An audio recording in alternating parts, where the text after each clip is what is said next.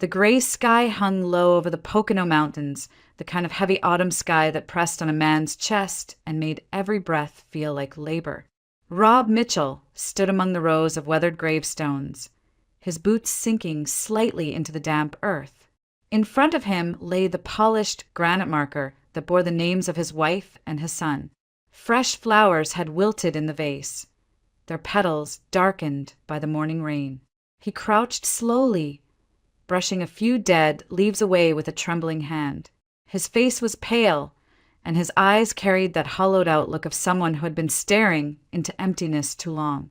3 years had passed, yet the image of that night still clung to him like a second skin.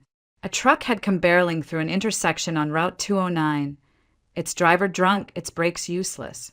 Rob had been a step behind, delayed by a call from the precinct. His wife and little boy never made it home. Their car was crushed against the guardrail, metal bent like paper. He remembered the sirens, the flashing lights, and the voices of the paramedics that turned quieter when they saw him. The driver, the man who had shattered his life, had walked out of the courthouse free. A suspended sentence. Money had changed hands. Favors had been called in. That was the day Rob Mitchell, once a respected investigator with the Monroe County Sheriff's Department, stopped believing in justice. He resigned within a week, turning in his badge and gun. The law, he told himself, wasn't built for people like him, or for the dead he buried. Rob stayed crouched at the grave, whispering words that no one else would hear. "I'm sorry. I should have been there." His voice cracked, and the wind carried it away. He touched the carved names, his thumb tracing the letters as though memorizing them all over again. Then he stood, shoulders slumped, hands shoved deep into the pockets of his worn jacket. The cemetery was empty except for a few crows perched on the iron fence. Their cries followed him as he walked down the gravel path. The world around him blurred into muted colors. The wet grass, the pale stones, the sky sinking into dusk. Every step seemed heavier than the last. By the time he reached the road, his chest felt tight, the air thick. He drove aimlessly, his truck winding through the mountain roads. He wasn't heading home. Home was just a cabin filled with silence, a fridge with little more than beer and leftovers, and a chair by the window where he sat most nights, staring at nothing. Tonight, the emptiness had grown unbearable. He found himself at the old steel bridge that crossed the Delaware River, a place where the mountains dipped low and the water ran fast. He parked on the shoulder and stepped out, the chill wind biting through his clothes. The river churned below, dark and endless, pulling at the rocks with a force that promised oblivion. Rob walked to the middle of the bridge, his boots echoing on the metal grating. He leaned on the railing, staring down into the black water.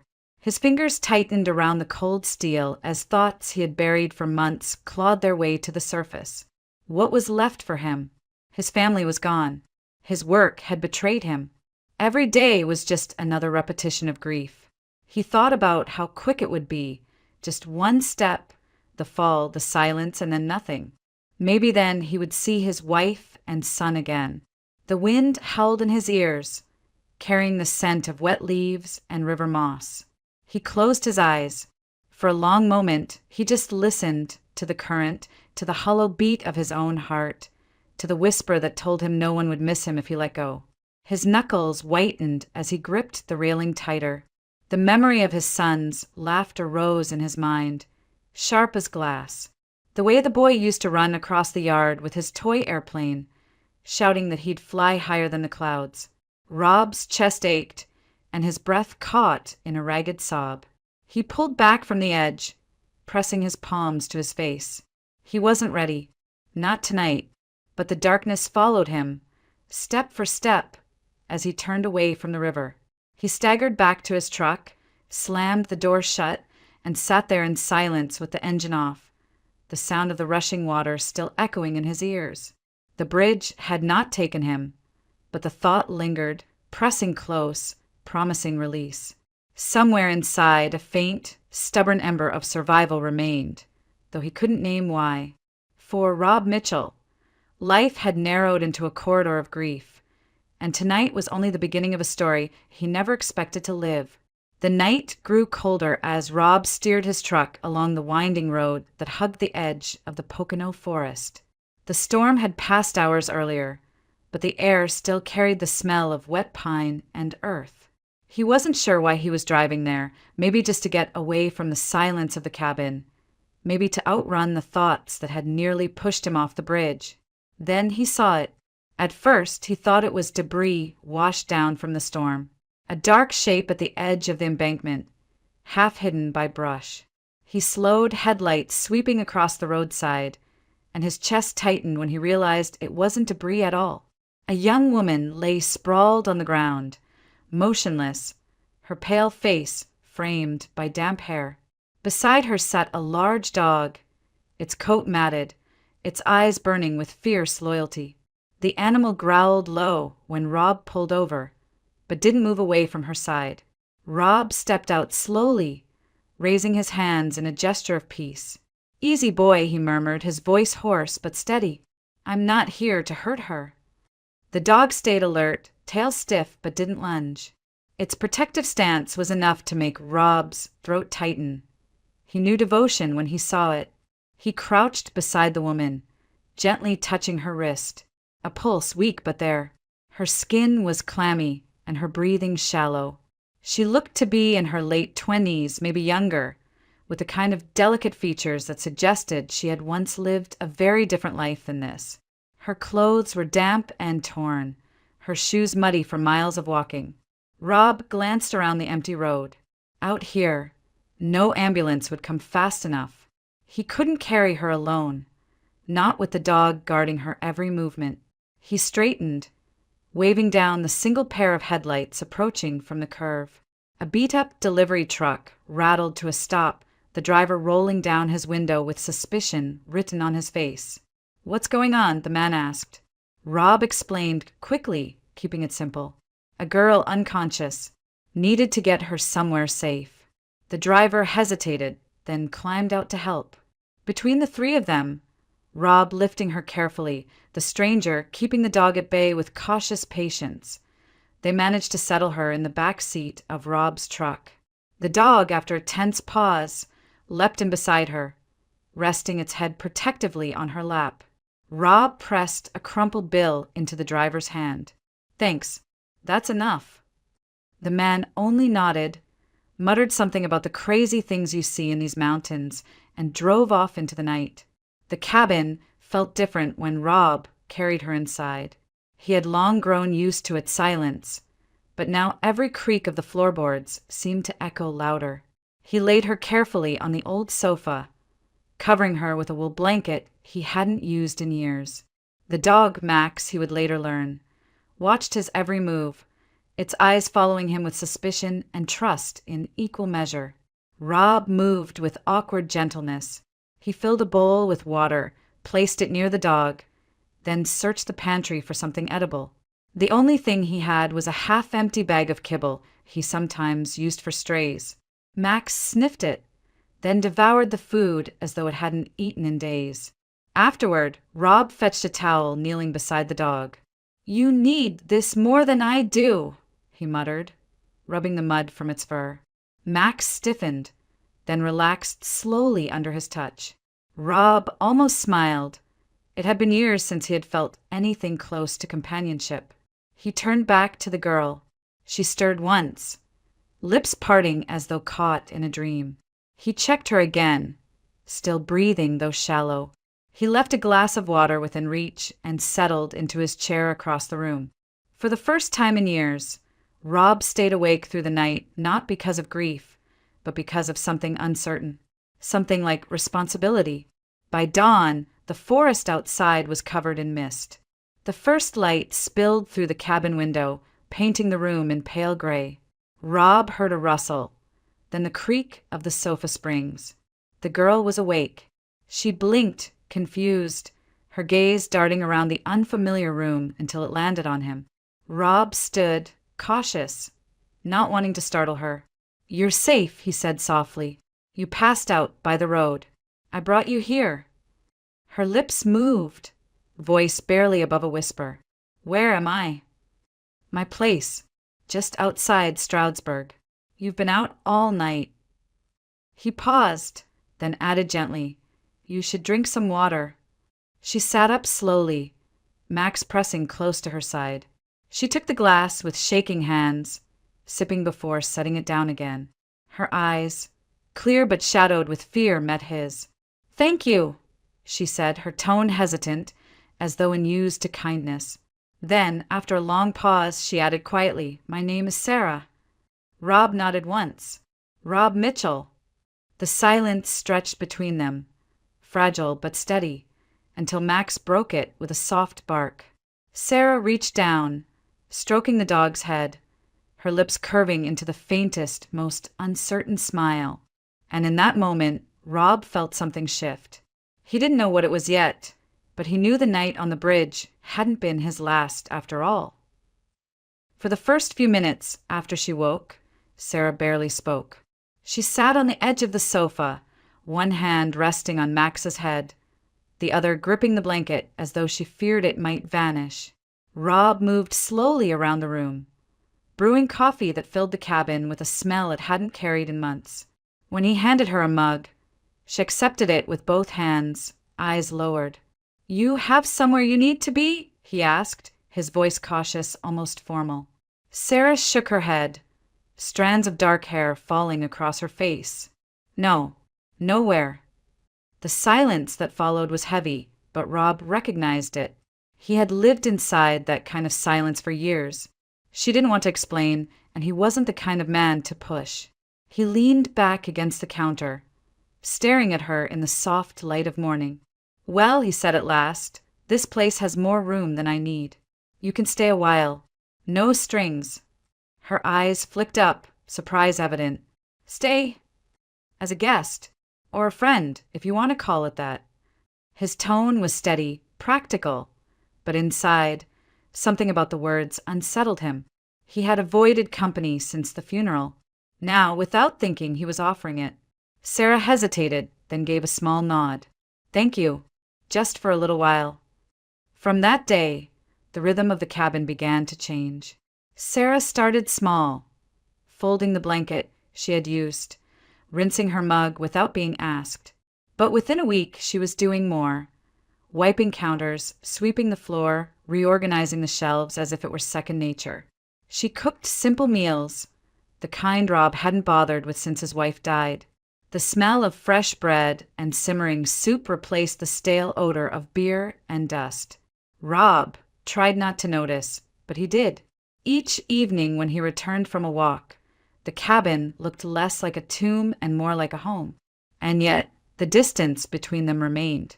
She never offered details about her life, and he never asked. Max, however, cared nothing for boundaries. The dog moved freely between them, his wagging tail and insistent presence softening the space.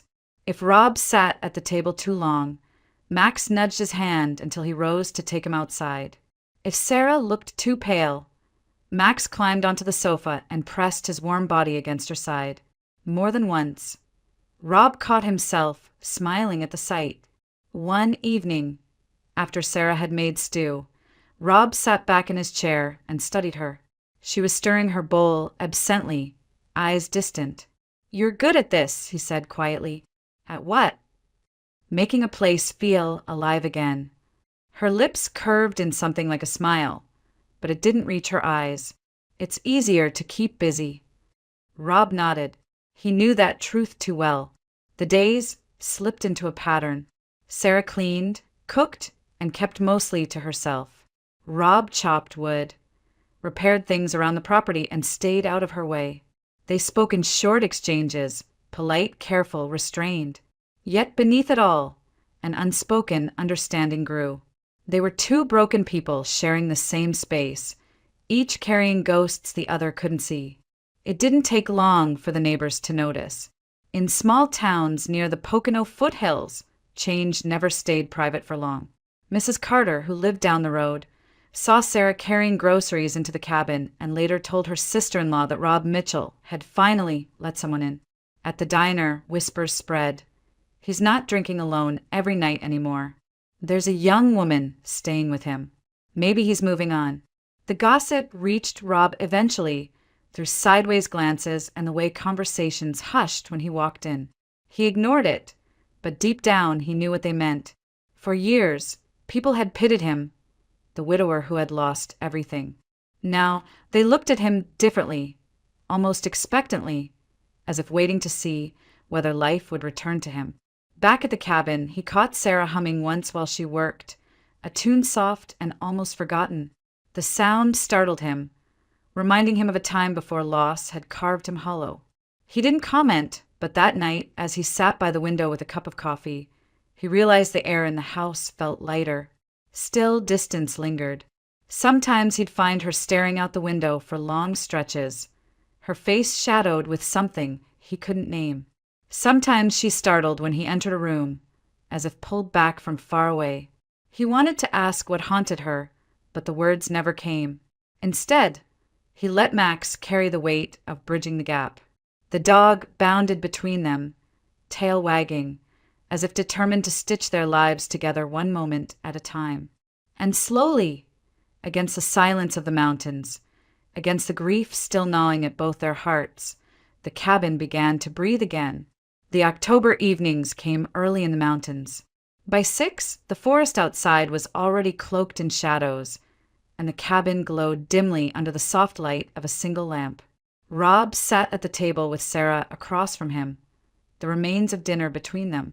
She had cooked again, chicken stew with biscuits, and though he rarely said much, he ate every bite.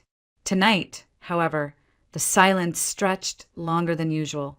He set down his spoon, fingers tracing the rim of his bowl. "You ever lose something," he asked slowly, "that you know you'll never get back?" Sarah stilled, her spoon hovering in midair. She didn't answer, and for a long moment, Rob thought she might rise and leave. But then she lowered the spoon gently, her eyes fixed on him. He drew in a breath, the words scraping out of him like rusted nails. "My wife, my boy. 3 years ago. Car accident. Some drunk came tearing through the intersection." His jaw tightened. They didn't make it. Sarah's face softened, her hands folding in her lap. Rob tried to hold himself steady, but the floodgates had opened. The man who did it walked free. Money and connections bought him a slap on the wrist. Suspended sentence. He laughed bitterly, though no humor touched the sound. The law was supposed to mean something. It didn't. His chest heaved as he leaned back, staring at the ceiling. "I told myself I was done. With justice. With people. With everything. Sometimes I still think about ending it." The words hung heavy in the air. For years, he had carried them in silence, and now, spoken aloud, they shook him to the core. His eyes burned, and before he could stop himself, a tear slid down his cheek. He pressed a hand against his face, ashamed. But then he felt a light touch. Sarah had risen from her chair and stood beside him, her hand resting gently on his shoulder. "You don't have to carry it alone," she said softly. Rob turned slightly, his gaze catching hers. Her eyes shone with something he couldn't name. Sorrow, maybe, or recognition. She gave the smallest of nods, as though she understood grief too well. For the first time in years, the dam broke. His shoulders shook, and he let the tears come, silent but raw. Sarah didn't flinch. She simply stayed by his side, her hand steady against him, anchoring him as the weight poured out. When it was over, when he had nothing left but exhaustion, he sat slumped in the chair, his breath ragged. Sarah returned quietly to her seat, her expression unreadable. "You've lost someone too," he said finally, his voice hoarse. Her eyes flickered down to her hands. "I've lost more than I can explain." Rob waited, but she didn't elaborate. She only gave a faint, almost apologetic smile. "Let's just say I know what it's like to have the ground pulled out from under you." Something inside him ached to press further, to ask her what story lay behind those words. But he stopped himself. Whatever her pain was, she wasn't ready to share it. He understood that. In the days that followed, something shifted between them. Their conversations grew longer, though still careful. Rob found himself listening for her footsteps in the cabin, for the sound of her humming when she thought she was alone. He caught her watching him once as he split wood outside, her expression soft, almost wistful. And yet, whenever closeness seemed to take root, she pulled back. If he brushed her hand accidentally, she flinched, then forced a polite smile. If he lingered too long in conversation, she excused herself with some chore. It was as if she'd balanced on the edge of wanting connection and fearing it. One evening, as the fire crackled in the hearth, Rob found himself leaning closer. They were talking quietly about nothing in particular. Books she had read, the kind of music he used to play in the car. He noticed the way her lips curved, the warmth in her eyes. For a heartbeat, the air between them thickened. He almost reached for her hand. Almost. But then she shifted, her gaze dropping to Max, who lay stretched across the rug. She bent down, stroking the dog's head, as if reminding herself of the safe distance she needed to keep. Rob leaned back, the moment dissolving. Sarah straightened and glanced at him briefly, her smile tight. "It's late. We should get some rest." He nodded, swallowing whatever words had been rising in his throat. That night, as he lay awake listening to the creak of the old cabin, he realized they were bound by a strange thread: grief, loss, the hollow spaces left behind. But while he had let her glimpse his scars, she kept hers hidden behind walls he couldn't yet reach. And so, their lives moved forward in a fragile dance, moments of closeness, quickly shadowed by retreat. The cabin held their silences, their half-finished words, their almost touches, and though neither dared to name it, something had begun to take root between them, fragile as a flame in the wind. It was late one night when Sarah finally began to unravel her story. The rain had settled into a steady rhythm against the cabin roof, and the fire snapped in the hearth. Rob sat in his chair, Max curled at his feet, when Sarah drew in a long breath and spoke without looking at him. "My family wasn't like most families around here," she began, her voice low but clear. "We had money, not the kind you stumble into, but the kind that gets passed down generation after generation. My father owned a manufacturing company out of Allentown. He built it with his own hands, grew it into something solid. He always said one day it would be mine." Rob turned slightly, listening, careful not to interrupt. "My mother was softer, gentle, the kind of woman who could walk into a room and make it feel safe. She believed in kindness, in listening before speaking. And then there was Lauren." Her lips curved, but there was no warmth in the smile. "Lauren was my little sister, younger by 3 years, but always louder, brighter, more demanding. My father adored her, but not the way he trusted me. He used to say I had his head for business. Lauren didn't want that. She wanted everything else, the attention, the freedom, the spotlight. And when she couldn't get it, she made sure everyone knew she'd been wronged." Sarah shifted in her chair, staring into the fire. "Dad was clear about it. He wanted me to take over the company when the time came. Lauren never forgave me for that. She hid it under jokes and smiles, but I could feel it. She thought I was stealing her place in the world." The flames flickered, shadows cutting across her face. And then came Christopher Dalton. She paused on the name, as though tasting bitterness. He was handsome, charming, the son of one of my father's business partners. On paper, it was perfect. A merger, not just of companies, but of families. My father approved right away. He thought Chris would be good for the future of the business. My mother, not so much. Her voice softened with memory. Mom never trusted him. She never said it outright, not at first, but I could feel it. She'd look at him with this suspicion in her eyes. Once, after he proposed, she pulled me aside. She asked if I was sure. She said he seemed too polished, too rehearsed, like a man trying on an act. I told her she was wrong. I told her I loved him. Rob's hands tightened on the arms of his chair. Sarah's gaze dropped to the fire. And I did. Or at least I thought I did. He was attentive, romantic, everything I believed a man should be. He told me I was his whole world, that no one else could ever matter. I was young and I wanted so badly to believe it. So I did. She let out a shaky breath. When we announced our engagement, Lauren put on the show of her life. She smiled, hugged me, told everyone she was thrilled for me. But I saw her eyes when no one else was looking.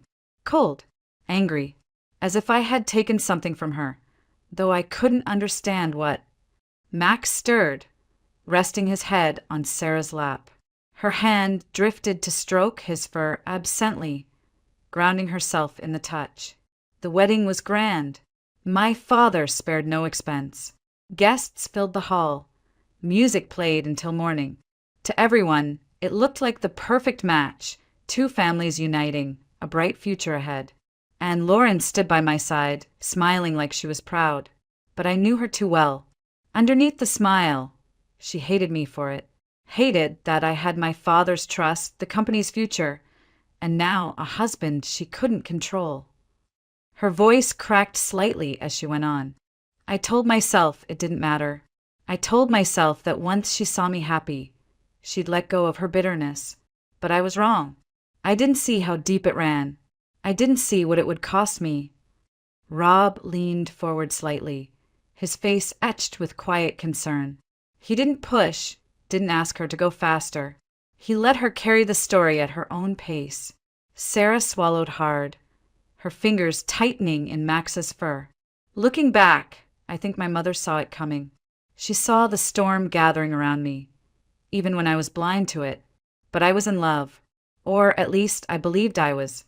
And love, it makes you deaf sometimes. Deaf to warnings, deaf to reason. I thought I had everything. A family that trusted me, a future waiting, and a man who promised me the world. Her eyes lifted finally, meeting Rob's. They were filled with shadows, the kind that only came from old wounds. But I was standing on the edge of a cliff, and I didn't even know it. The fire crackled, filling the silence that followed. Rob said nothing. He simply nodded, his steady gaze telling her he heard every word. And Sarah Caldwell, for the first time, allowed a sliver of her past to step into the room, heavy with the weight of everything she had lost. The early months of Sarah's marriage played out like a script she had once dreamed of. Christopher Dalton was attentive in public, the perfect husband, the perfect son-in-law. Her father praised him at every dinner, already speaking of the future with renewed confidence.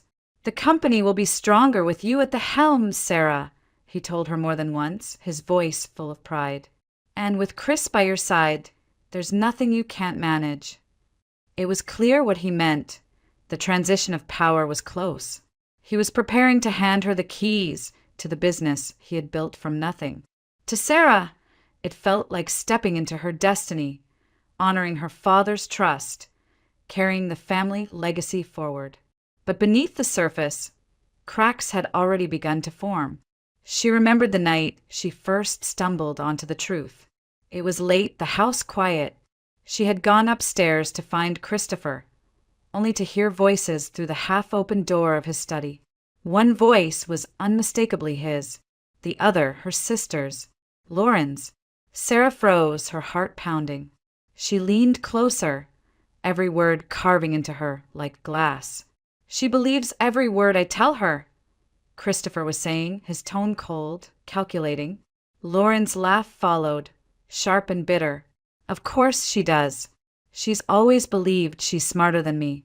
Let her think that. Once she's out of the picture, the company is ours."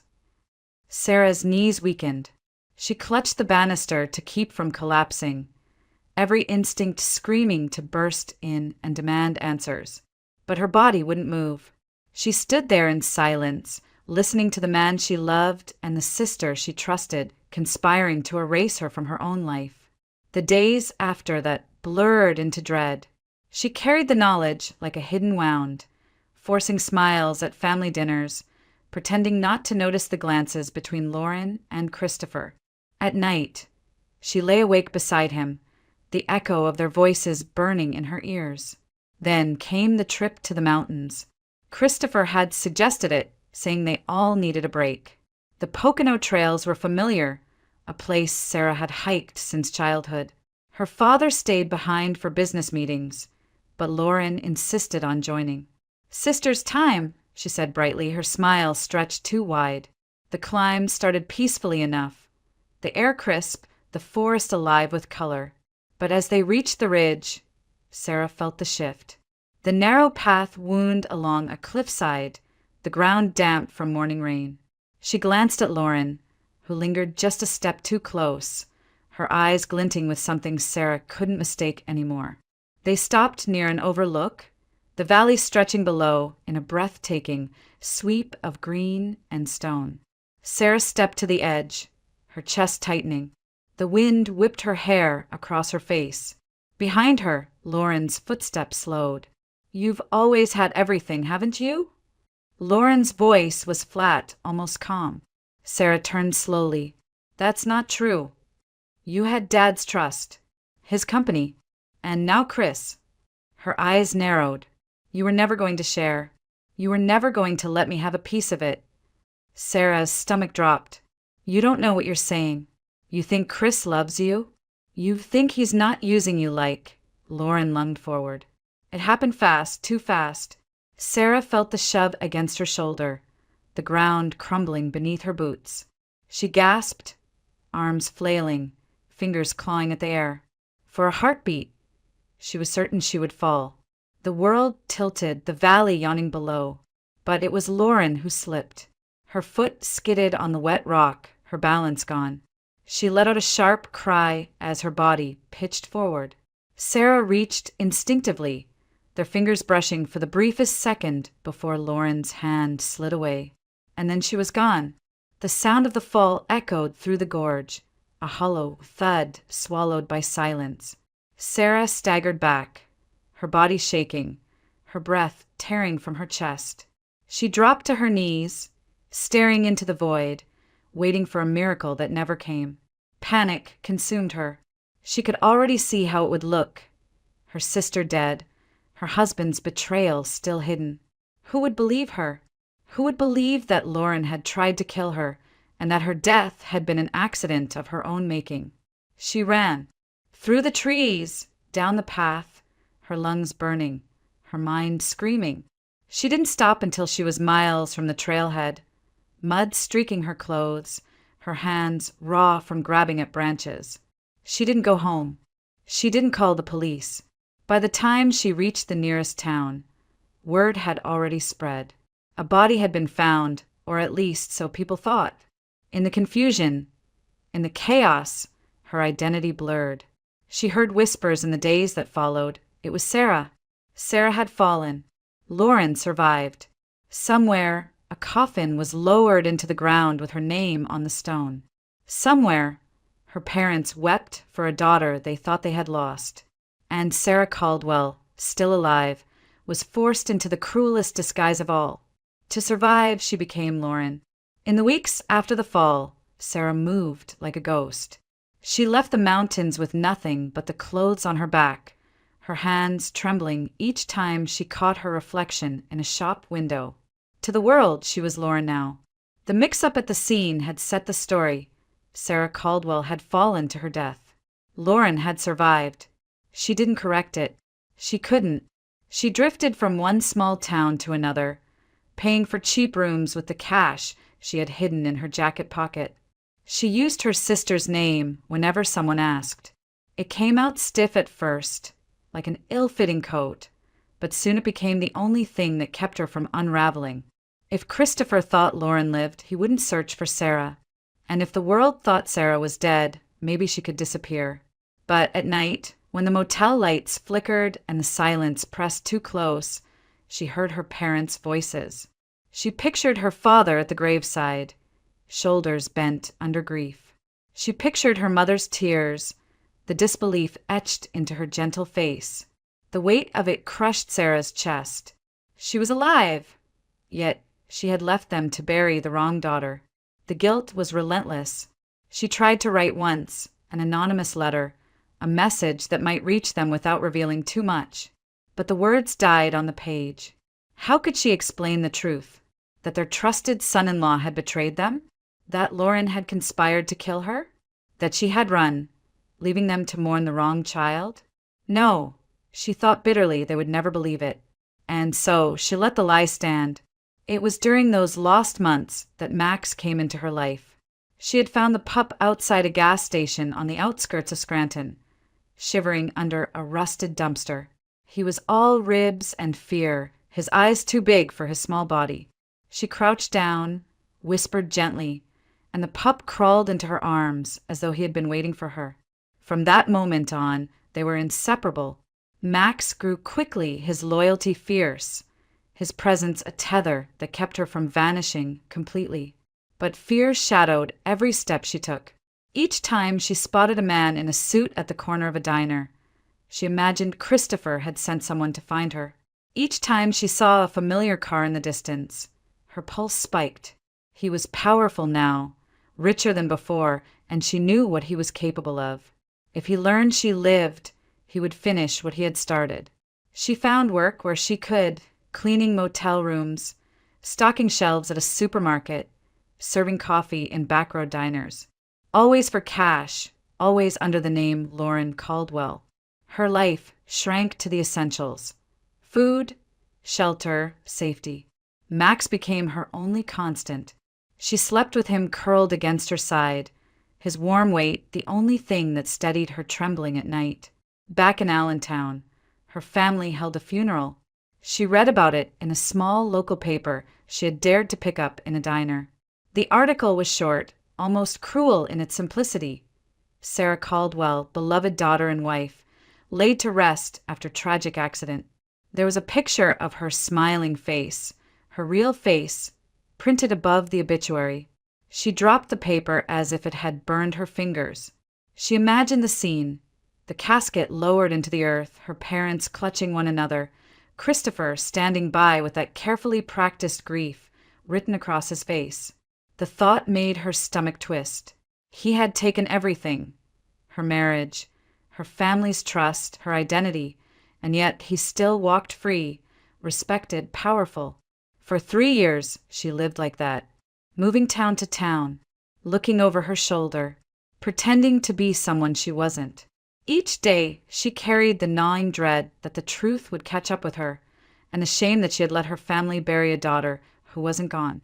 By the time she collapsed on that roadside, Sarah Caldwell was a woman hollowed out by secrets. Her body had grown thin, her eyes shadowed, her spirit worn down to threads. If not for Max, she might have given up entirely. And then came Rob. The night he found her was not just another night of wandering. It was the end of her strength. When she woke in his cabin, she felt the fragile safety of being seen and not questioned. Rob asked for nothing, demanded nothing. He offered a roof, a warm meal, and silence that wasn't hostile. But the secret weighed heavier in the presence of his kindness. Each time she caught him watching her with quiet concern, guilt pressed sharper. He didn't know who she really was. He didn't know the trail of lies that led her to his door. And the thought of him finding out made her heart pound with dread. Still, a part of her clung to the fragile thread of hope. Perhaps fate hadn't left her to rot in shadows. Perhaps meeting Rob was more than coincidence.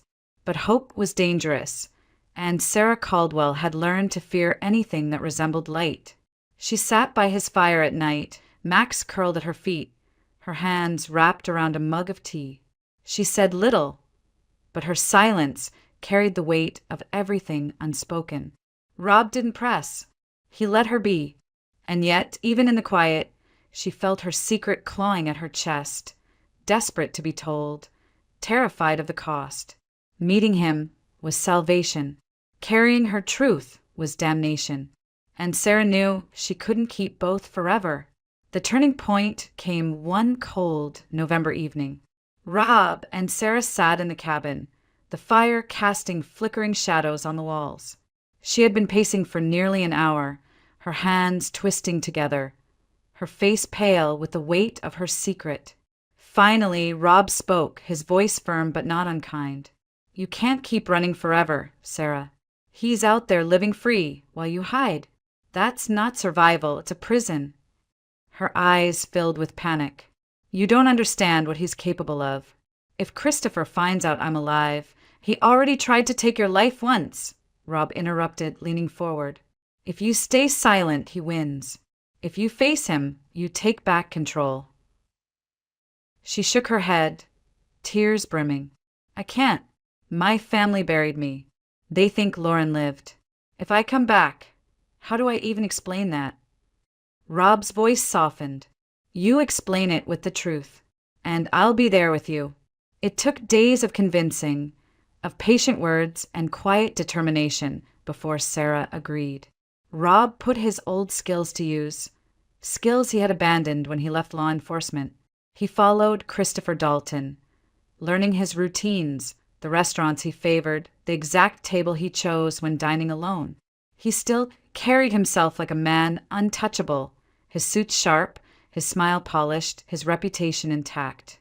But Rob saw the cracks, the loneliness in his habits, the arrogance in his patterns. The plan was simple. Rob would lead Sarah into the restaurant at the exact moment Christopher least expected. He would be forced to face her, and his own guilt would do the rest.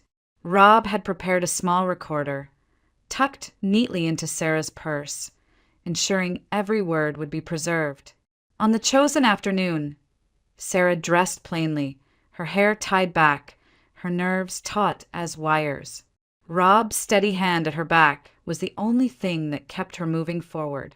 The restaurant's bell chimed as they entered, the smell of grilled meat and wine heavy in the air. Christopher Dalton sat at his usual table near the window, cutting into a steak. He glanced up casually, then froze. His fork clattered against the plate, his face draining of color. "Hello, Chris," Sarah said, her voice steady despite the storm inside her. She slid into the chair across from him, Rob standing a few feet away, arms crossed. Christopher's lips parted, but no words came. He blinked hard, as though trying to erase the vision in front of him. This isn't possible." "Oh, it's possible," Sarah said. Her hands trembled under the table, but her gaze didn't waver. "You're looking at the woman you and my sister tried to erase." He swallowed, his throat working visibly. You fell. They buried you. They buried a name," she snapped. "But I'm still here, and I remember everything. The late-night meetings, the whispers, the plan to make sure the company passed into your hands." Christopher's composure faltered. He darted a glance around the restaurant, but the midday crowd paid little attention. He leaned forward, lowering his voice. "Keep your voice down." "Why?" Sarah challenged. "Afraid someone might hear the truth? That you seduced my sister to use her against me? That you sent me hiking so she could push me off the cliff?" Rob's jaw clenched, every muscle taut as he stood guard. Christopher's mask slipped. His eyes darkened, his tone sharp. "You don't understand. Your father was never going to let me near the company unless you were out of the way. You had everything, his trust, the future. Lauren was easy to manipulate. She wanted what you had. All I had to do was give her what she craved, and she did the rest." Sarah's chest heaved. "So you admit it. You never loved me. You never loved her. It was always about power." He sneered. "Love is a tool. Some of us know how to use it." The words cut deeper than any blade. Sarah's hands shook, but she pressed on. "And when Lauren died instead of me?" Christopher shrugged, though his hand trembled as he lifted his glass. "Collateral damage. She wasn't worth much to me without you to push against. But at least everyone believed the story. Sarah dead, Lauren alive. It worked in my favor." Every word fell neatly into the recorder's memory, each syllable sealing his fate. Rob stepped closer, his presence looming. "That's enough." Christopher's eyes flicked up, recognizing him for the first time. Something cold passed between them, the steady strength of a man who had seen justice fail too many times and was ready to restore it by force if needed. "Who the hell are you?" Christopher demanded. "The man who's going to make sure you finally pay," Rob said evenly. Christopher rose suddenly, knocking over his chair, but Rob's hand clamped on his arm before he could bolt. Within minutes, the police arrived, called ahead by Rob, who had made sure backup was waiting. The officers listened as Sarah handed over the recording, her voice steady as she recounted the betrayal, the plot, the near murder. Christopher tried to protest, to weave excuses, but the evidence was damning. His words, his tone, his arrogance, all preserved on tape.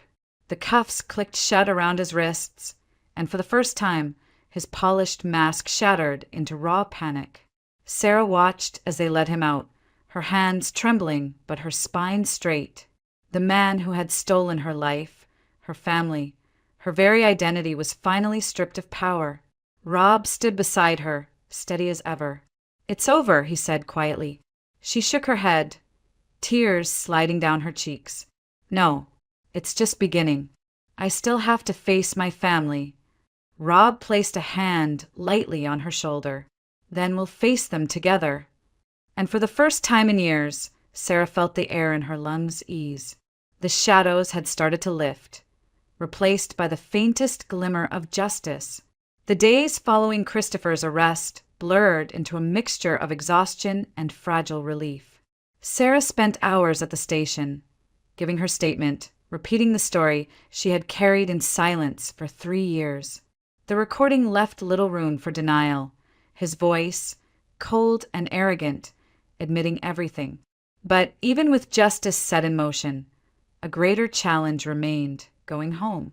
When Rob drove her back to Allentown, the city of her childhood, she sat stiff in the passenger seat, hands clenched tightly in her lap.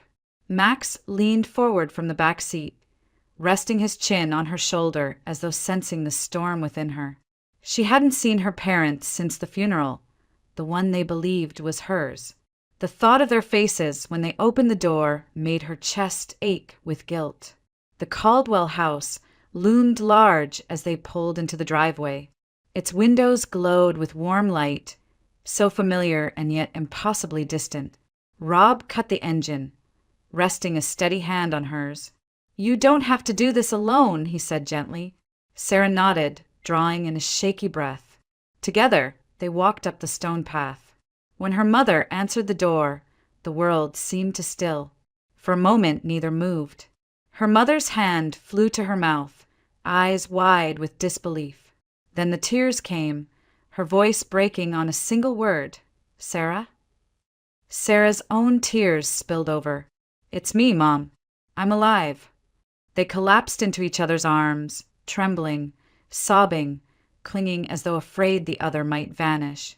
Her father appeared moments later, his face pale as he stumbled forward, then froze, torn between joy and grief.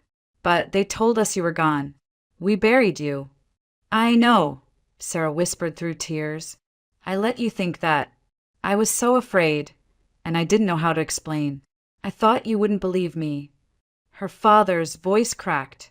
"We lost one daughter, and all this time you were out there alone." He pulled her into his embrace, his arms tight, unrelenting, as though trying to make up for the years of absence. But the joy of reunion soon gave way to sorrow when the truth came out. Sarah sat with them in the living room. Max curled at her feet, Rob close at her side. She told them everything: Christopher's lies, Lauren's betrayal, the hike that turned deadly. She confessed the guilt she had carried, the weight of letting them mourn the wrong child. Her mother wept openly, pressing tissues to her face. Her father stared into the fire, his jaw set against the tremor in his hands. "Lauren," he said, finally, his voice raw. "All this time we thought she had survived and she was the one who tried to—" His words faltered. The silence was heavy, broken only by the crackle of the hearth. "It doesn't mean you loved her less," Sarah said softly, tears glistening in her eyes. "She was still your daughter, but she chose a path that destroyed us all." Her mother reached across the table, clutching Sarah's hand. "We have you back. That's what matters now. The rest we'll have to live with, no matter how much it hurts." And so, piece by piece, the healing began. The community that had whispered for years about the Caldwell tragedy now, whispered something else, that Sarah had returned, alive, carrying the truth that shattered illusions but restored justice. Her father's company welcomed her cautiously at first, then firmly once the court hearings against Christopher revealed the depth of his fraud. Sarah was no longer a ghost in hiding. She was herself again. Through it all, Rob stood beside her. The man who had once lost his faith in justice found it stirring back to life as he watched Sarah reclaim her name. She gave him purpose in a way the badge never could. And she, in turn, found strength in his steady presence, the kind that didn't ask for more than she could give. One crisp winter morning, weeks after the trial, Rob and Sarah walked through the forest trails near his cabin. The snow lay in soft blankets, crunching under their boots. Max bounded ahead, his joyful barks echoing off the trees. Sarah's hand slipped into Rob's, her fingers warm despite the cold. "I never thought I'd see this," she said quietly, gazing at the sunlight breaking through the pines. "Peace, a future." Rob squeezed her hand. "Neither did I." They stopped at a ridge, looking down at the valley where so much of their pain had once lived. Now, with the world stretched before them, it felt like something new, something unbroken. Max trotted back, nudging Rob's leg before settling at their feet, panting happily. Sarah knelt, wrapping her arms around the dog's neck, tears of gratitude welling in her eyes. "He saved me," she whispered. "But so did you." Rob bent slightly, his voice low but certain. "We saved each other." As they stood together, watching the sun climb higher, the darkness of the past seemed to loosen its hold. Their scars would never vanish, but they had found something stronger than grief, something that could carry them forward. Hand in hand, with Max bounding at their side, they stepped onto the trail once more. The Pocono Woods, once a place of death and betrayal, now became the backdrop of a new beginning. And for Rob Mitchell and Sarah Caldwell, the story no longer belonged to loss. It belonged to healing.